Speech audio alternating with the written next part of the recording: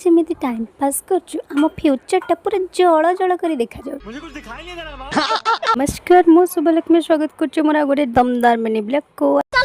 आज सकाल सकाल सबदिन भाई मुझे रेडी बस स्टॉप जाइए बस स्टॉप मु ऑफिस जाइए ऑफिस काम फेरिक आसला बेलू देखे तो गुपचुप बिक्री होता जोटा कि मतलब बहुत पसंद तो मुझे खाली गुपचुप धरी पड़े आसती और सीमा प्रधान को कही मसला और आलू सीझी देवाई रूम रे आसी देखे तो गुपचुप सब किसी रेडी होता गुपचुप खाई बस मोर गोटे पार्सल आसाला संध्या बेलू जेहेतु खाइबे कि रूम रे बसचु किसी वर्ड ना डिप्रेशन तो ताकू झड़ाइया मु एंड मो सगुदी बाहर जाइलु पंजा लड़े खेलिया।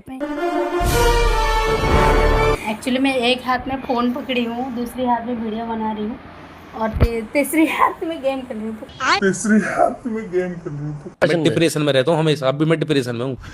देखो ना दी एमती खेल हाथ भी लास्ट को नाली होगला गेम फेम सब बंद कर निज निज रूम को। जब आज वीडियो किसी भल लगी तो लाइक सब्सक्राइब करदेवी रोचे हर